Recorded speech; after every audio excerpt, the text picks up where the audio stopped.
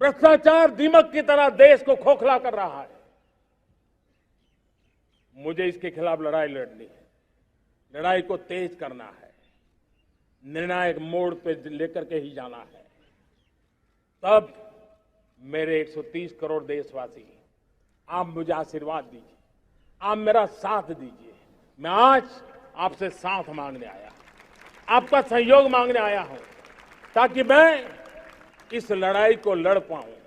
ये कहते हैं हम भ्रष्टाचार के खिलाफ लड़ाई लड़ रहे हैं, जितने भ्रष्टाचारी हैं उनके खिलाफ कर रहे हैं।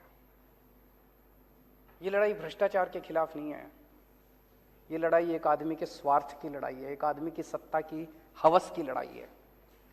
15 अगस्त को लाल किले पे खड़े होकर उन्होंने कहा पूरे देश को कि मैं भ्रष्टाचार की लड़ाई लड़ रहा हूं, देशवासियों मुझे आपका साथ चाहिए। साहब, अगर आप भ्रष्टाचार की लड़ाई लड़ते तो आपको देशवासियों का साथ मांगने की जरूरत नहीं पड़ती। इसका मतलब आप जानते हैं कि देश आपके साथ नहीं है, आप ये जो नौटंकी कर रहे हो, इसका मतलब देश आपके साथ नहीं है, आपको मांगना पड़ रहा है। दिल्ली में मैंने भ्रष्टाचार की लड़ाई लड़ी, मैंने तो कभी नहीं कहा दिल्लीवासी खुद ही मेरे साथ हो रहे हैं। मैंने तो नहीं कहा दिल्ली वासियों मेरे को आपका साथ चाहिए। अभी कोई कल बता रहा था, एक ऑफिस में बैठा था, सरकारी ऑफिस में दिल्ली में, हमारा कोई वॉलंटियर बोला वहां पे अंदर अफसर काफी लेट कर रहा था, 1 घंटे से बिठा रखा था, तो वो आपस में बात कर रहे थे, 2-4 लोग बैठे थे। कहते इसको पता नहीं है अफसर को, अभी केजरीवाल को मैंने ट्वीट कर दिया ना, इसकी नाक में दम कर देगा।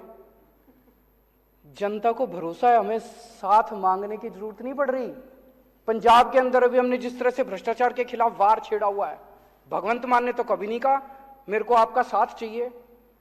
आपको पता है आपके साथ देश की जनता नहीं है। इस गंदगी में देश की जनता देख रही है कि आप भ्रष्टाचार के खिलाफ लड़ाई नहीं लड़ रहे, आप अपने स्वार्थ की लड़ाई लड़ रहे हैं, आप अपनी सत्ता की हवस की लड़ाई लड़ रहे हैं। मैं आज आपको 5 मुद्दे देता हूं। अगर आपकी लड़ाई भ्रष्टाचार की लड़ाई है, इन 5 में से एक के ऊपर आप जांच करा के दिखा दो, मैं मान जाऊंगा। गुजरात में जाता हूं आजकल, गुजरात में इतने पेपर लीक होते हैं, इतने पेपर लीक होते हैं, और सारे इनके आदमी कराते हैं, सारे इनके आदमी कराते हैं। जनता तंग आ चुकी है, बच्चे तंग आ चुके हैं, सुसाइड कर रहे हैं, पेपर रोज लीक हो रहे हैं और इनके लोग करा रहे हैं। एक भी आदमी पेपर लीक के मामले में जेल नहीं गया। मैं चैलेंज करता हूं, एक आदमी को दिसंबर के चुनाव के पहले आप जेल भिजवा के दिखा दो, अगर हिम्मत है तो लड़ाई आपकी भ्रष्टाचार के खिलाफ नहीं है, भ्रष्टाचार का तो आप बेनिफिशियरी हैं। इतना नशा गुजरात के अंदर बिक रहा है। बताते हैं, इनके दोस्त का एक पोर्ट है, वहां पे कम से कम 10,000 करोड़ रुपए की ड्रग्स पकड़ी जा चुकी होंगी। हिम्मत है तो सीबीआई ईडी वहां भी करके दिखा दो। हैं 22,000 करोड़ बता रहे हैं, 22,000 करोड़ रुपए का नशा पकड़ा जा चुका, कोई सीबीआई नहीं है। 22,000 करोड़ रुपए की इनके दोस्त के यहां नशा पकड़ा गया, कोई सीबीआई नहीं, कोई ईडी नहीं। चोर यही नजर आता है इनको।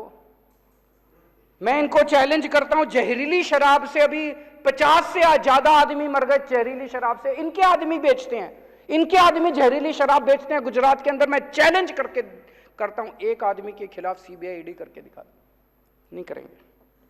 अभी साहब बुंदेलखंड एक्सप्रेसवे का उद्घाटन करने गए, प्रधानमंत्री बुंदेलखंड एक्सप्रेसवे का उद्घाटन करने गए, उद्घाटन करने के 5 दिन के बाद वो धंस गया।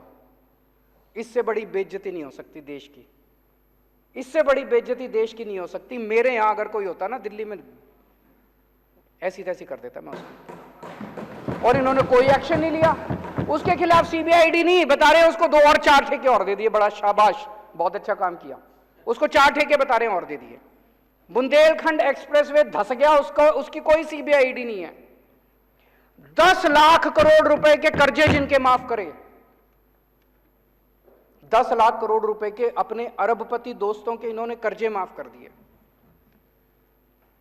उसमें कई लोगों ने बीजेपी को चेक में डोनेशन दे रखी है। इससे बड़ा सबूत रिश्वत का हो सकता है? भाई तुमने उससे डोनेशन ली और डोनेशन लेके उसके कर्जे माफ कर दिए, इससे बड़ा रिश्वत का सबूत क्या होगा?